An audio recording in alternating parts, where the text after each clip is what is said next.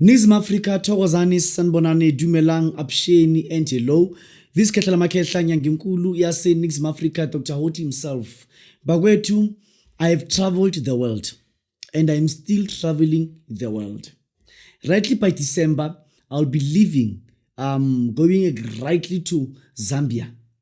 I'll be in Kariba Dam with the Tonga people in Zambia. I have some number of reasons why I'm traveling. Kodwa indaba eksekutheni ngiyahamba ngihambela wena. Umbuzo ukuthi ufuna ngulandele ini wena?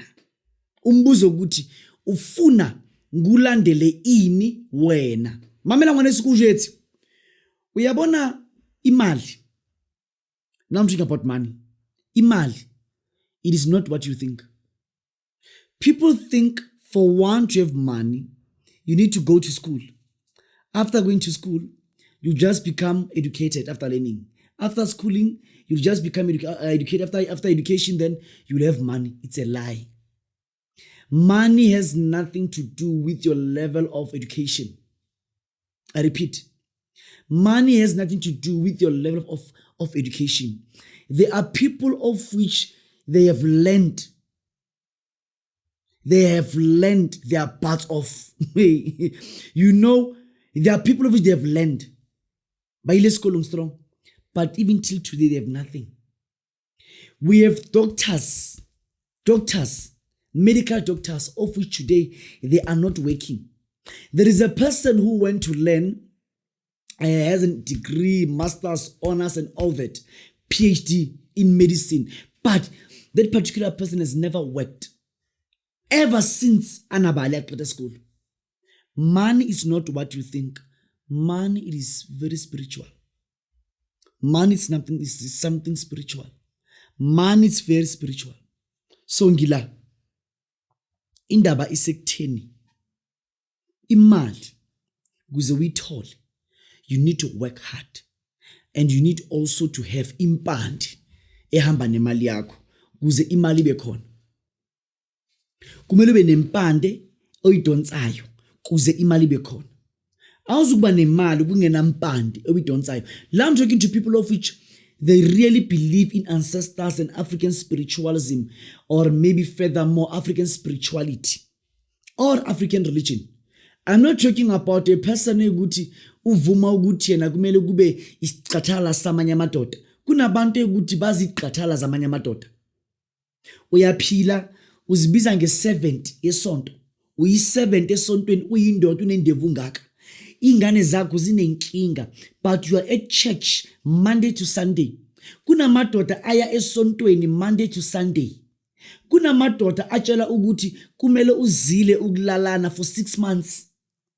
Leyo ndoda ikwenze lokho ashiyo mfazi. Leyo ndoda ikwenze lokho ingane zakhe zilambe. Lana I'm talking namadoda nabafazi baseNingizimu Afrika. Yikuma namadoda nabafazi baseNingizimu Afrika. Abantu ukuthi la baphelela. Kibuya ka banna basetso, kibuya ka banna ba dipheko le ditlhare. Ba ratang dipheko le ditlhare lo phahama. Imali ihamba nempande. Uma lempande ingekho imali isale emuva. Uma lempande ungayidonsi imali isale emuva. Uma lempande ungayikhulumisi imali isale emuva. Uma lempande ungayiphakamisi imali isale emuva. Ngikhuluma nawe umuntu wesilisa, ngikhuluma nawe umuntu wesifazane, but kakhulukazi ngikhuluma namakhanda wemizi, ngoba imali into yokuthi uma wena uyindoda ungenamali endlini, you are useless. How wena ulemona, a man who has no money, a man who lacks money, believe you me, a man without money, a man without having money has no voice. I repeat, monna asina ntšhelete ka ron o tshwana le ngwana sehlokotsebe a sa batliweng ke mang kapa mang lapeng mo. Indoda engenayo imali endlini ifana nengane ehlonga ndlebe eyikuthi leyo ngane leyo ayizwani ayithandwa yibonke abantu la ekhaya. Kunengane emzini engathandwa ngenxa yokuthi ingane ekuthiwa ilalela izwa. Ingane ukuthi ingane ngathi angazi ingane yakuphi. Indoda engenayo imali. Indoda engenayo imali. It is treated The very same way njengengane engafunwa ngoba lengane ayinamsebenzi verse useless la ekhaya. Uma uyindoda ungenayo imali, you are useless. Uma uyindoda imali ingekho usinachelede, you are useless. Amen. Amen. Indoda engenamali useless. Munna asina nchelede useless. I repeat. Indoda engenamali itina hambi. Itina utina, inyonsa munna asina nchelede unyonsa kulubi. Unyonsa pere, munna asina nchelede unyonsa jalo ka lemi la Sotho ba re motho ke sebono sa ntja ke monna sena nchelete. You have no voice. You must learn and make sure ukuthi lento le yangena kuwe. Eningizimu Africa, money it's everything. Money it's everything. Akunandawo ukuthi le mali le uyithole kanjani. Uma unemali siyakuhlonipha, uma unemali siyakuthanda, uma unemali siyakufuna, uma unemali uyasho. Mina ngikutshela ukuthi bengumuntu ukuthi mina ngazala ngimuhle. Hayi mina ngimuhle khehla. Ngimuhle ngifaka izibuko, ngimuhle ngafanga izibuko, kura kancheba kure kimuhle kuyaghalleya kiyami kimonati. But kunabantu ukuthi bekathi bengangithandi, bengangifuni. But kuthe imali mingena ithi knock knock knock on the heaven's door. Ooh, knock knock knock on the heaven's door. Imali themithi empilweni yami karata le ke batho ba neng ba ntlhoile, karata le ke batho ba neng ba sa dumedise mme ya ntswalang, karata le ke dira tsa family yaka ka be ka hlomphiwa.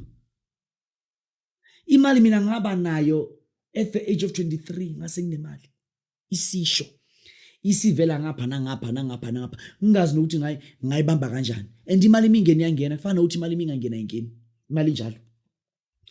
But I want to tell you ukuthi imali yangenza ukuthi ngihlonishwe. Mina ngabizwa ngobaba by the age of 22 to 23. Ngabizwa kantaki, ngabizwa ngobaba. So ngizama ukuthi wena uma uyindoda ungenayo imali bakwethu, consider this thing of yours. Reconsider lento yakho. Uma ubaba ungenayo imali, think again. I repeat, think again. Uqabange. Uma ungaqabangi usazohlupheka. Uma nje ungaqabangi usazohlupheka. Usazohlupheka. Ngiyaphinda happy. Usazohlupheka uma ubaba ungenayo imali. Fine. Ngilana ke bakwethu. Inyanga ekutshela ukuthi you have to kill someone for you to have money. Thatha imali yakho ubaleke ungasaphindele emuva. Inyanga ekutshela ukuthi kumele ukuthi wena uthole ibody parts lomuntu othize kuze ube nemali. Thatha imali yakho hamba ungasaphinde ubuye. Inyanga kumele ikutshele ngempande into yomuthi. Kumele ikutshele ngempande into yomuthi. Impande ezokwenza ukuthi ube nemali. Once inyanga tells you about killing umuntu othize for you to gain something, ulahlekile. You have truly lost yonke into. Ngiyawujwetsa. Inyanga ezokutshela ukuthi kumele kubulawa umuntu ukuze wena ukwazi ukuqhatshwa ngalo muntu emzimbeni wakho. I want to tell you an honest truth. Once ubaqhatshwa ngephathi yomuntu emzimbeni wakho, you won't have anything up until you die. Most especially umuntu edlozi. Idlozi alwavumi lawo manyala lawo. Idlozi. If you have been going to Mozambique, baqabe ngabantu. Stop it. If you have been going to Mozambique, baqabe ngamaphatsi abantu. Listen to me very carefully. You won't make it in this life. Abantu abaningi, they've been traveling to Mozambique. They've been traveling to Mozambique. Bayoqhatshwa ngamaphatsi, body parts wabantu. This thing of using human body parts won't work for you. Won't work for you. Human body parts, it is something, number one, of which is illegal. Number two, kuthatha umoya womuntu ufake emzimbeni wakho. That thing won't work for you. This Khehla Makhehla ngenkulu nyanga seNingizimu Afrika, Dr. Hoti himself. My topic is about ingulube, amafutha wengulube for money. Ingulube oil for money, for gambling. Listen to me very carefully. Abantu abaningi inyanga abaprofeti obani they'll tell you ukuthi ingulube doesn't work. Ingulube enimali engcolile, ingulube enimali ukuthi ahlambulukanga, ingulube enimali enjanjayana. Basho njalo. Yes, it's true. Ingulube eats everything. But ingulube, it is very powerful ukuhlula abantu abanemimoya kaSathana in your life. I repeat, ingulube oil, it is very powerful if you want to win gambling games. But we don't just use any ngulube.